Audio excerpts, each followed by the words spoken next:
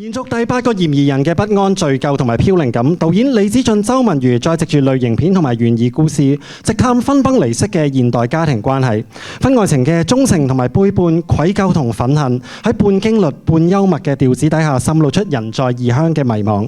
劇本構思巧妙，角色鮮明，多線發展兼收並蓄，節奏隨疾有致，言情不溫不火，整體駕馭盡顯信心膽識，言志商業並行不悖，將類型片嘅兼容力發揮得淋漓盡致。我哋有請李子俊先生、周文瑜先生上台領獎同埋致謝詞。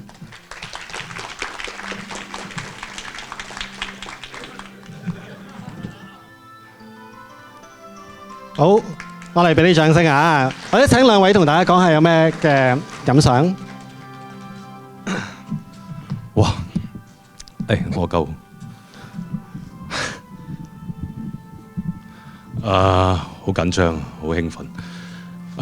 多謝香港電影評論學會嘅每一位評委，對我哋私家偵探同埋對我哋兩個導演嘅肯定。喺我電影最迷茫嘅時候，有呢個獎嘅出現係令我好大嘅鼓勵。呢個獎對我嚟講好重要。多謝古天樂先生對我哋嘅支持同埋。佢喺現場嘅感染力，令到我哋每一位工作人員都好拼命去拍好每一部電影。多謝你嘅堅持。另外要多謝我哋嘅監製鄧維拔啦、周月山啦，仲有攝影師譚雲佳啦、美術指導李清瑜啦、服裝指導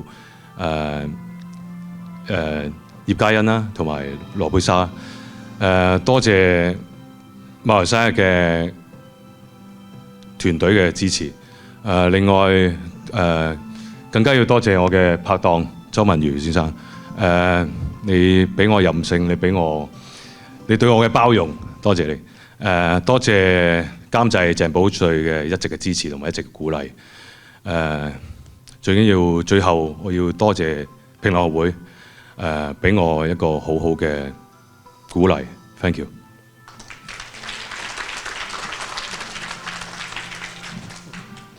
好重嘅原來個獎，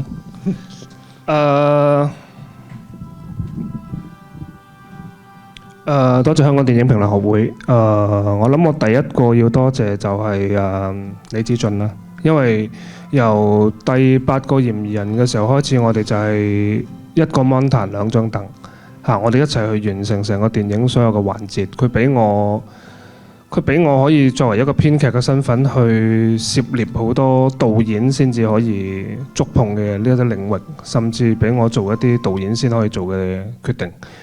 我以前覺得佢係揾我笨嘅，但係佢後尾同我講，佢話下一步我哋不如名正言順一齊拍啦咁。如果唔係佢有呢個提議呢，我今日唔會攞到呢個獎，同埋我唔知我會唔會去做導演或者幾時先會做。所以我首先要多謝我嘅 partner。第二個我要多謝古天樂先生，佢呢套戲出錢出力，最重要就係佢好出心。我會永遠記得我哋喺馬來西亞拍戲嘅時候，佢同我講過嘅或者分享過、交流過嘅所有嘢。佢係一個好資深嘅演員，但係佢從來都冇教我哋點做，佢係陪住我哋一齊做。甚至有一次我哋拍完一場戲嗰晚，我返咗酒店，我覺得我哋拍錯咗。咁我第二朝就同阿李子俊講，我覺得我哋拍錯咗。跟住李子俊塊面青青地，佢話：咁你想點？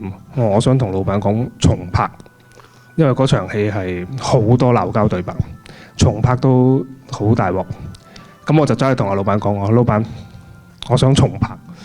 跟住老闆嘅反應就係：咁大鑊，但係我就解釋咗俾佢聽，跟住佢下一句嘅答案就係：哦，好，嚟啊！